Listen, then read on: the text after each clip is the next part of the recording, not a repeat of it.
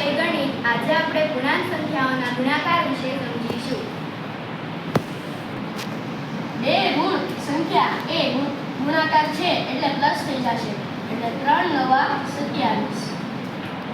Very good. ગુણાકારમાં એક જ ઋણ નિશાની હોવાથી જવાબ આપણો ઋણ પૂર્ણાંક આવશે, એટલે કે 3 સત્તા -21.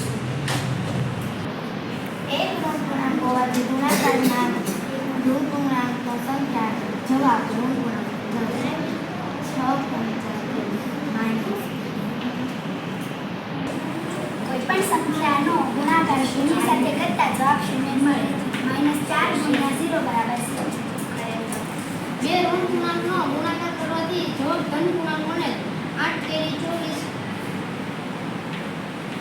Very good. એક ઋણ પૂર્ણાંકનો ગુણાકાર કરતા તેનો જવાબ ઋણ પૂર્ણાંકમાં જ આવશે. તેથી 7 × 58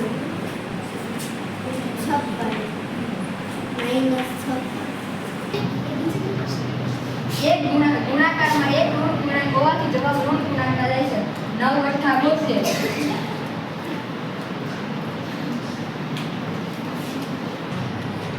બે ઋણ પૂર્ણાંક ગુણાકારમાં પ્લસ થાય, તેથી 89 81 વેરી ગુડ. બે ઋણ પૂર્ણાંક હોવાથી